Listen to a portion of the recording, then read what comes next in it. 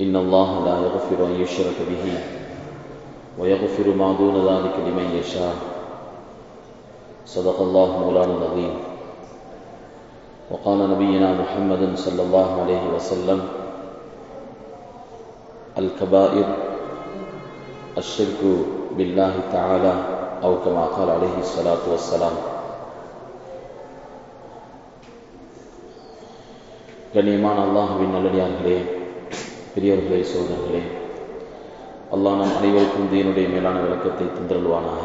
தீனின் பிரகாரம் நம்முடைய வாழ்வின் கடைசி தருணம் வரை நிலைத்து நின்று அமல் செய்யக்கூடிய பாக்கியத்தை நசீபாக்குவானாக. அன்பான சகோதரர்களே, பெரியவர்களே, அல்லாஹு தஆலா தனது கட்டளையில் தனது குர்ஆன் ஷரீஃபில் ஏராளமான கட்டளைகளை பிறப்பித்திருக்கின்றான். ஏராளமான பாவங்களை விட்டு தடுத்து வைத்திருக்கின்றான்.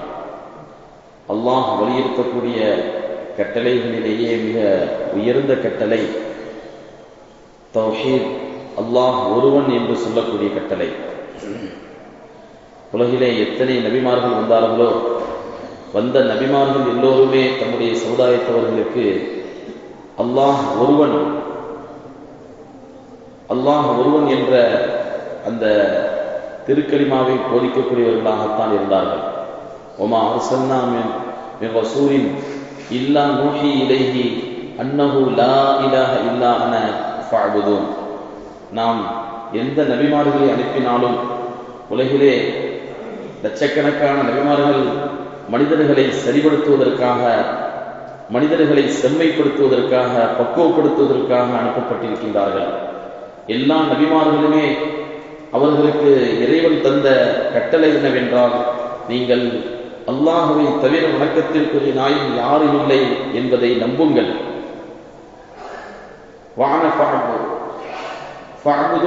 அவனை நம்பியது மட்டுமல்ல, அவனை வணங்குங்கள், அல்லாஹ் ஒருவனை மட்டுமே வணங்குங்கள் என்ற இந்த கட்டளை தான் இருக்கக்கூடிய கட்டளைகளிலேயே மிகப்பெரிய கட்டளை.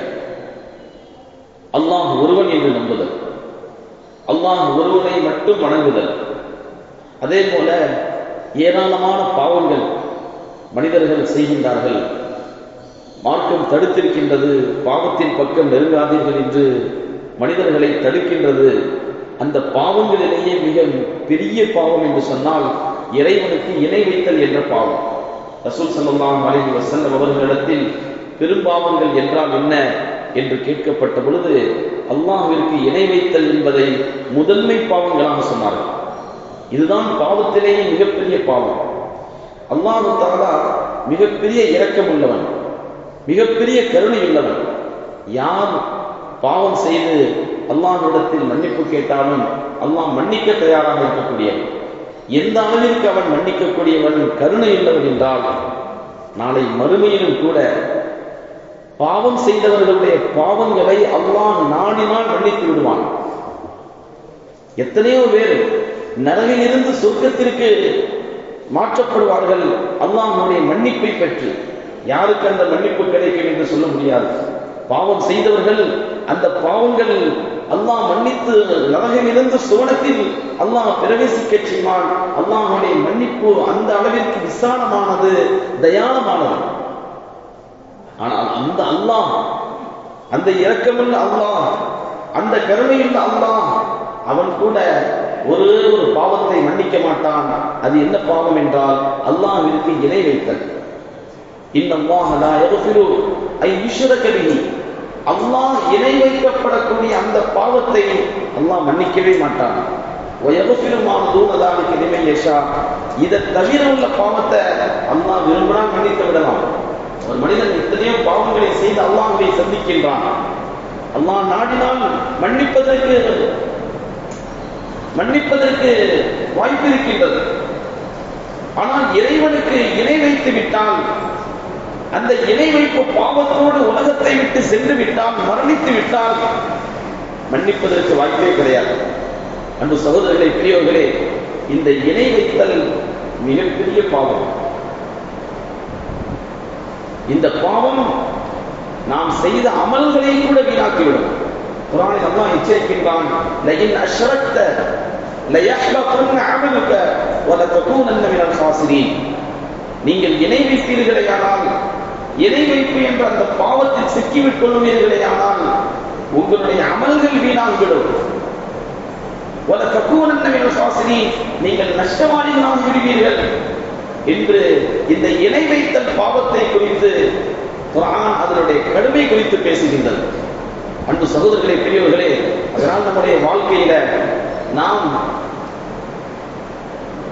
முக்கியத்துவம் கொடுக்க வேண்டிய, கவனம் செலுத்த வேண்டிய ஒரு விஷயம் அல்லாஹ்வை வணங்குதல் என்பதில் எந்த விதமான இணை வைத்தலும், இணை வைத்தல் என்ற அதன் பக்கம் நெருங்காமல் நம்மை தூய்மைப்படுத்திக் கொள்ளுதல், இதற்கு மிக முக்கியத்துவம் தர வேண்டும். ரொம்ப பெரிய முதலிடம் தர வேண்டும். முக்கியத்துவம் தருபவர்களாக நாம் மாற வேண்டும். அன்பு சகோதரர்களே, பெரியவர்களே, இந்த இணை வைத்தல் என்ற அந்த பாவத்தை சுருக்கமாக புரிந்து கொள்ள வேண்டும் என்றால் இது எவ்வளவு கடுமையானது, கொடுமையானது, விரும்பத்தகாதது என்பதை புரிந்து கொள்ள வேண்டுமானால் ஒரே ஒரு உதாரணத்தை சொல்லலாம். ஒரு கணவன் தன் மனைவி என்ன தப்பு செஞ்சாலும் பொறுத்துக் கொள்வான். ஆனால் தனது ஸ்தானத்தில் வேறு யாரையும் வைப்பதை பொறுத்துக் கொள்ள மாட்டான். ஒரு ரோஷமுள்ள கணவனாக இருந்தால் தனது ஸ்தானத்தில் தன் மனைவி வேறு யாரையும் வைப்பதை பொறுத்துக் கொள்ள மாட்டான். அதே போல ஒரு உண்மையான மனைவி தனது கணவனுடைய ஸ்தானத்தை கணவனை தவிர யாருக்கும் தர மாட்டாள். அன்பு சகோதரர்களே, அதுபோல ஒரு உண்மையான விசுவாசி, படைத்தவன், வணங்க தகுதியானவன் என்ற இந்த ஸ்தானத்தை அல்லாஹ்வை தவிர யாருக்கும் தரமாட்டான். அப்படி தருவதை அல்லாஹ் விரும்புவதும் இல்லை, அனுமதிப்பதும் இல்லை.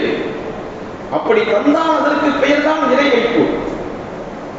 இணை வைப்பு என்பது இயல்பாகவே நமக்கு பிடிக்காத விஷயம். அன்பு சகோதரர்களே, பெரியவர்களே, இந்த இணை வைத்தல் என்பது, இதை நாம் புரிந்து கொள்ள வேண்டும், மற்றவர்களுக்கும் புரிய வைக்க வேண்டும், பிள்ளைகளுக்கு புரிய வைக்க வேண்டும், குடும்பத்தினர்களுக்கு புரிய வைக்க வேண்டும், நம் சக நண்பர்களுக்கு புரிய வைக்க வேண்டும், தோழர்களுக்கு புரிய வைக்க வேண்டும்.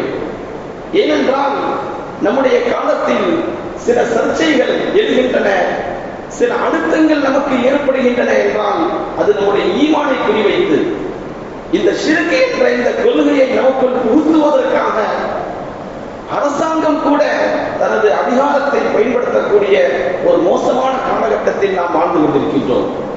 அன்பு சகோதரர்களே, இந்தியாவில் பலதரப்பட்ட நம்பிக்கையாளர்கள் வாழ்கின்றார்கள். பலதரப்பட்ட கலாச்சாரம் கொண்டவர்கள், பல்வேறு பண்பாடுகள் இருக்கக்கூடியவர்கள் வாழ்கின்றார்கள்.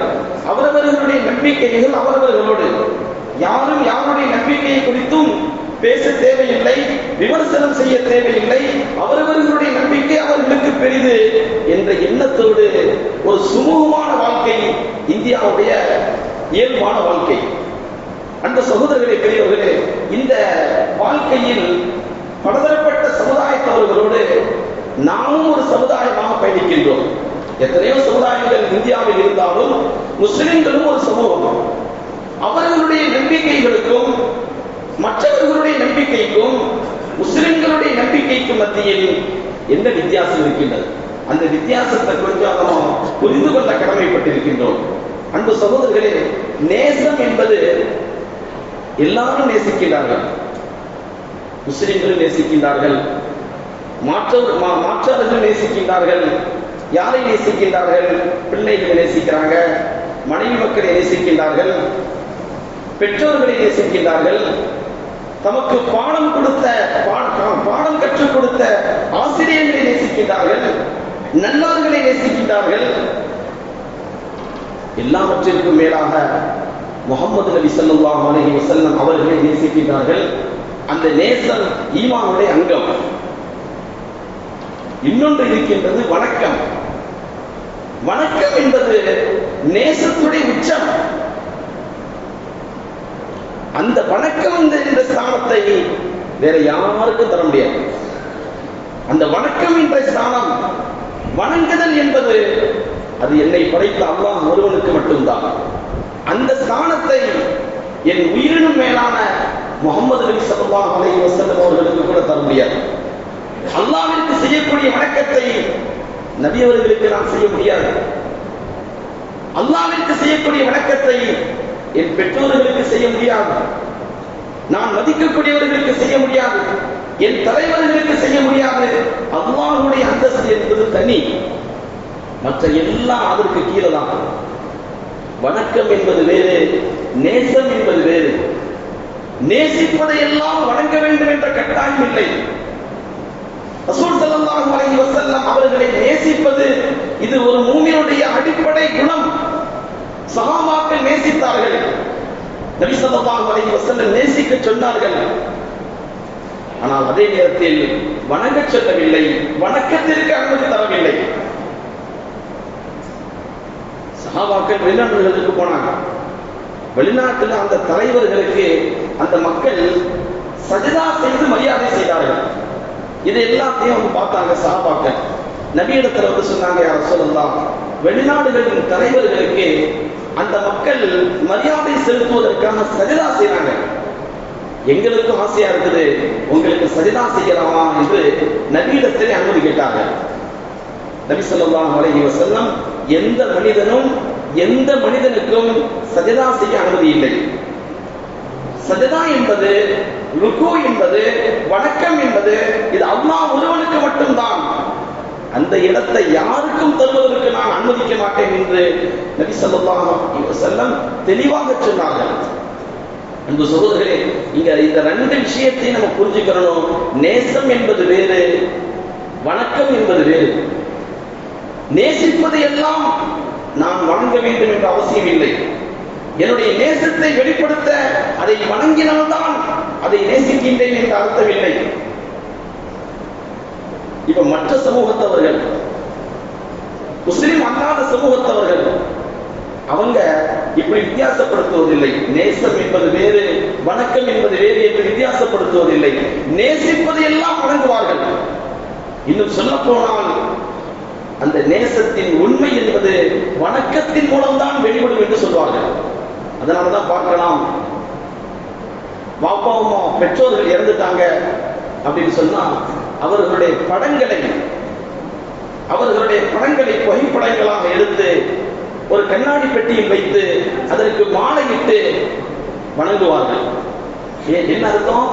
நேசிக்கின்றோம் என்று அர்த்தம். தலைவர்களுடைய படங்களை, அவர்களுடைய உருவச் சிலைகளுக்கு மாலையிட்டு அதை வணங்குவார்கள். பார்ப்பவற்றையெல்லாம் வணங்குவார்கள். சூரியனை வணங்குவார்கள், மலைகளை வணங்குவார்கள், மாடுகளை, விவசாயிகளாக இருந்தால் அந்த விவசாயத்திற்கு மாடு மிகப்பெரிய பங்களிப்பு செய்கின்றது. எனவே அந்த நேசத்தின் அடிப்படையில் மாட்டை வணங்குகின்றோம் என்று அதற்கு மாலையிட்டு அதை வணங்குவார்கள். சகோதரர்களே, அவர்களை பொறுத்தவரை நேசம் என்பது வேறு, வணக்கம் என்பது வேறல்ல. நேசிப்பதை எல்லாம் வணங்க வேண்டும், கையெடுத்து கும்பிட வேண்டும். கும்பிட்டால் மட்டும்தான், வணங்கினால் மட்டும்தான் நீங்கள் உண்மையாக அதை நேசிக்கின்றீர்கள் என்ற அர்த்தம். இப்படிப்பட்ட ஒரு விளக்கத்தை மாற்றார்கள் கொண்டிருக்கின்றார்கள். அது அவர்களுடைய உரிமை. நம்மை பொறுத்தவரை, முஸ்லிம்களை பொறுத்தவரை வணக்கம் என்பது வேறு, நேசம் என்பது வேறு. இதில் எந்த சமரசத்திற்கும் இடமில்லை. மார்க்கம் இதிலே தெள்ள தெளிவாக இருக்க சொல்கின்றது. நம்முடைய பெரியார்கள், உலமாக்கள் இந்த விஷயத்தை நாம் புரிந்திருந்தார்கள். அதனால் இந்திய சுதந்திரத்தின் பொழுது, அரசியல் சாசனம் எழுதப்பட்ட பொழுது அதில் தெள்ள தெளிவாக எழுத சொன்னார்கள், இந்தியாவில் மத சுதந்திரம் இருக்கின்றது, அவரவர்களுடைய நம்பிக்கையின்படி நடப்பதற்கு உரிமை இருக்கின்றது, அதில் யாரும் யாரையும் நிர்பந்தப்படுத்த முடியாது, நிர்பந்தப்படுத்தி கட்டாயப்படுத்தி யாரையும் எதையும் திணிக்க முடியாது. நம்மை யாரும் இதை சொல்ல வேண்டும், இதை வணங்க வேண்டும் கட்டாயப்படுத்த முடியாது. எங்களுடைய கொள்கையில், எங்களுடைய நம்பிக்கையில் நாங்கள் உறுதியாக இருப்போம், அதில் எங்களுக்கு முழு சுதந்திரம் இருக்கின்றது என்பதுதான் இந்திய அரசியல் சாசனம் நமக்கு தந்திருக்கக்கூடிய உரிமை. அன்பு சகோதரர்களே, பெரியவர்களே, இதை நாம் புரிந்து கொண்டோம் என்று சொன்னால் மட்டும்தான் சமகாலத்தில் சில சர்ச்சைகள் எழுப்பப்படுகின்றன. என்ன சர்ச்சை என்று சொன்னால், வந்தே மாதரம் படிப்பது இது தேசபக்தியின் அடையாளம், தேசபக்தியை காட்டக்கூடிய எத்தனையோ பாடல்கள் இருக்கின்றன. முஸ்லிம்கள் அந்த பாடல்களை படிப்பதில்லை. பார்த்தீர்களா, வந்தே மாதரம் என்ற பாடலை படிப்பதில்லை. அவர்களுக்கு தேசத்தின் மீது பக்தி இருக்கின்றதா, நாட்டின் மீது விசுவாசம் இருக்கின்றதா, அன்பு இருக்கின்றதா? இந்த நாட்டு பற்றி இல்லை. அதற்கு உதாரணம், அவர்கள் வந்தே மாதரம் என்ற பாடலை படிப்பதில்லை. அது தேசபக்தியை வெளிப்படுத்தக்கூடிய பாடல் என்று சமூக அளவில் முஸ்லிம்களை குறிவைத்து எழுப்பப்படக்கூடிய பல சர்ச்சைகளில் ஒன்று, முஸ்லிம்கள் வந்தே மாதரம் படிப்பதில்லை என்று. அன்பு சகோதரர்களே, முஸ்லிம்களுக்கு நாட்டுப்பற்றை சொல்லித்தர வேண்டிய அவசியம் எதுவும் இல்லை. அவர்கள் நாட்டுப்பற்று மிக்கவர்கள், தேசத்தின் மீது அன்பு கொண்டவர்கள். அந்த தேசத்திற்காக வேண்டி, அதனுடைய விடுதலைக்காக வேண்டி அவர்கள் செய்த தியாகங்கள் வரலாற்றிலே பொன்னெழுத்துக்களால் பதிக்கப்பட்டுள்ளன. யாரும் வந்து முஸ்லிம்களுக்கு தேசப்பற்று சர்டிபிகேட் கொடுக்க வேண்டிய அவசியம் எதுவும் இல்லை. அவர்கள் உண்மையில் தேசத்தை நேசிக்கக்கூடியவர்கள். இன்னும் சொல்ல போனால், தேசத்தின் மீதான நேசம் என்பது இது இயல்பானது. என்னதான் வெளிநாட்டுக்கு போனாலும் கூட சொந்த நாட்டுக்கு போக மாட்டோமா என்று விரும்புவான் மனிதன். அயல் நாட்டிலே சொந்த நாட்டை சார்ந்தவர்களை பார்த்தால் ரெண்டு வார்த்தை பேசணும். ஏன்னா அவன் எங்க நாட்டை சார்ந்தவன், எங்க ஊரை சார்ந்தவன் என்று பேசுவான். நாட்டுடைய தாய் நாட்டுடைய பிரியம் என்பது இது இயல்பானது, சொல்லி சொல்லி வருவதல்ல. இப்படி இயல்பான ஒரு பிரியத்தை யாரும் சொல்லித்தர வேண்டிய அவசியம் இல்லை. முஸ்லிம்களுக்கு அவர்களுடைய நம்பிக்கையை சிந்தி பார்ப்பதற்காக வேண்டி இது போன்ற சர்ச்சைகளை எழுப்பி வந்தே மாதரம் அவர்கள் படிப்பதில்லை என்று சர்ச்சைகளை எழுப்புகின்றார்கள். அன்பு சகோதரர்களே, வந்தே மாதரம் ஏன் படிப்பதில்லை? அதிலே என்ன பிரச்சனை இருக்கின்றது என்றால், அங்கேதான் நாம் சில தெளிவுகளை பெற வேண்டும். அந்த பாடலில் இந்திய நாட்டை ஒரு தேவி போல சித்தரித்து, தேவியை உன்னை வணங்குகின்றோம் என்று அர்த்தம் கொண்ட அடிகள் இடம்பெறுகின்றன. அதுபோன்ற வார்த்தை எப்படி ஒரு முஸ்லிம் சொல்ல முடியும்? எப்படி தாயை நேசிக்கின்றோம் ஆனால் வணங்குவதில்லை, அதுபோல தாய் நாட்டை நேசிக்கின்றோம், 1000 கொடுத்தாலும் வணங்குவதற்கு தயாரில்லை. இது எங்களுடைய ரத்தத்தில் ஊறி போனது, எங்களுக்கு சொல்லித்தரப்பட்ட கொள்கை இது. ஹஜ்ரத் முஆத் பின் ஜபல் ரலியல்லாஹு அன்ஹு அவர்களிடத்தில் ரசூல் ஸல்லல்லாஹு அலைஹி வஸல்லம் சொன்னார்கள், சில உபதேசங்களை செய்தார்கள். அந்த உபதேசத்தில் ஒன்று, லா துஷ்ரிகன்ன பில்லாஹி அஹதா, அல்லாஹ்விற்கு எதையும் நீங்கள் இணை வைக்காதீர்கள். வஇன் குதில்த வஹுதிக்த, கண்டம் துண்டமாக வெட்டப்பட்டாலும் சரி, நெருப்பில் போட்டு பொசுக்கப்பட்டாலும் சரி, அல்லாஹ்விற்கு இணை வைத்தல் என்ற அந்த குற்றத்தை மட்டும் செய்து விடாதீர்கள் என்று ரசூல் ஸல்லல்லாஹு அலைஹி வஸல்லம் முழு சமுதாயத்திற்கு உபதேசித்தார்கள். இந்த உபதேசத்தின்படி நடக்கக்கூடியவர்கள் முஸ்லிம்கள். எத்தனை அழுத்தங்கள் வந்தாலும் அல்லாஹ்விற்கு இணை வைத்தல் என்ற அந்த பாவத்தின் பக்கம் எங்களை தள்ள முடியாது. இது எங்களுக்கு இந்திய அரசியல் சாசனம் தந்திருக்கக்கூடிய உரிமை. இந்த உரிமையில் நாம் நிலைத்திருக்க வேண்டும். இந்த நிலைப்பாட்டில் நாம் தெளிவாக இருக்க வேண்டும். அதை பிற மக்களுக்கு சொல்லிக் கொடுக்க வேண்டும், சொல்லி புரிய வைக்க வேண்டும். எல்லாவற்றிற்கு மேலாக சகோதரர்களே, உலமாக்கள் ஒரு விதமான அச்சத்தை வெளிப்படுத்துகின்றார்கள். இன்று கல்விக்கூடங்களில் தேசபக்தி பாடல்கள் என்று பிள்ளைகளை படிக்க வைக்கின்றார்கள். திரையரில் நிறைய பாடல்களை படிக்க வைக்கின்றார்கள். மாற்றார்கள் நடத்தக்கூடிய பள்ளிக்கூடங்களில் நம்முடைய பிள்ளைகள் படிக்கின்றார்கள். ஒரு வீடியோவில் பார்த்தேன், படம் ஒன்று வைக்கப்பட்டுள்ளது, மாலை போடப்பட்டுள்ளது. அந்த படத்திற்கு பிள்ளைகள் எல்லாம் சஜதா செய்கின்றார்கள், வணங்குகின்றார்கள். ஒரு புர்கா போட்ட பிள்ளையும் கூட என்ன செய்வதென்று பார்க்கின்றது, இந்த பக்கம் அந்த பக்கம் பார்க்கின்றது. எல்லாரும் அதற்கு மரியாதை செய்யும் பொழுது நான் மட்டும் எப்படி விலகி நிற்பது என்று அந்த பிள்ளையும் அந்த படத்திற்கு சஜதா செய்கின்றது. வேறு வழி தெரியவில்லை அந்த பிள்ளை. இது போன்ற சூழல்கள் கல்விக்கூடங்களில் நம்முடைய பிள்ளைகளுக்கு ஏற்படலாம். நம்முடைய பிள்ளைகளுக்கு நாம் செய்ய வேண்டிய முதல் கடமை, அந்த பிள்ளைகளுக்கு அல்லாஹ் ஒருவன் என்ற அந்த ஏகத்துவத்தை புரிய வைப்பதும், இணை வைத்தல் என்ற அந்த பாவத்தை எந்த சூழலிலும் எந்த அழுத்தத்திலும் நாம் செய்யக்கூடாது என்ற முக்கியத்துவத்தையும் புரிய வைக்க வேண்டிய கடமை பெற்றோர்களாக நமக்கு இருக்கின்றது. அதற்கு முதல் முன்னுரிமையாக நம்முடைய பிள்ளைகளுடைய ஆரம்ப கல்வி, ஆரம்ப கொள்கையை சொல்லித் தரக்கூடிய இடம் எது என்று சொன்னால் அது மக்தப் மதரசாக்கள். மக்தப் மதரசாக்களில் 5 வயசிலிருந்து பிள்ளைகளை அனுப்பி வைத்து ஆசிரியருக்கு முன்னால் மண்டியிட வைத்து அல்லாஹ் ஒருவன் என்ற அந்த கட்டளையை இந்த பிஞ்சு உள்ளத்தில் புரிய வைத்து விட்டால் இனி அவர்கள் எந்த உச்சத்தில் சென்றாலும் இணை வைப்பு என்ற அந்த பாவத்திற்கு போக மாட்டார். எல்லையை அவர்கள் மீறி சென்று வேறு கலாச்சாரத்தில் பணியாகிவிட மாட்டார்கள். இது நாம் செய்ய வேண்டிய மிக முக்கியமான கடமை. ஒரு பக்கம் நாட்டில் நடக்கக்கூடிய அந்த சர்ச்சைகளை பற்றி நாம் பேசிக் கொண்டிருந்தாலும், அந்த சர்ச்சைகளுக்கு என்ன காரணம் என்றெல்லாம் தீவிரமாக யோசித்தாலும் அதற்கான தீர்வுகள் என்ன?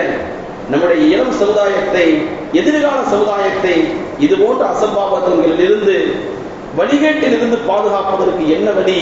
அந்த வழியை தேடி கண்டுபிடித்து அதில் தீவிரமாக ஈடுபடக்கூடிய ஒரு முயற்சியை நாம் கையாள வேண்டும். இது காலத்துடைய கட்டாயம். அல்லாஹ் தஆலா இந்த ஆபத்தை புரிந்து கொள்ள தௌஃபீக் செய்வானாக. நம்முடைய எதிர்கால சமுதாயத்தில் ஈமானை பாதுகாத்துக் கொள்ள வேண்டும் என்ற அந்த விழிப்புணர்வை நம் எல்லோருக்கும் தந்திருவானாக. நீண்ட நெடிய நாட்கள் நோய் இல்லாமல் சுகத்தோடு இன்பத்தோடு வாழ்ந்து அல்லாஹ்வை நின்று வழிபட்டு வாழக்கூடிய வேத வாக்கியத்தை அல்லாஹ் நம் எல்லோருக்கும் தந்திருவானாக என்ற நல்ல துஆக்களோடு உங்கள் எல்லோரின் துஆவை அதில் வைத்து என் வார்த்தைகளை நிறைவு செய்கின்றேன். வாஹிரு தஅவானா அல்ஹம்துலில்லாஹி ரப்பில் ஆலமீன்.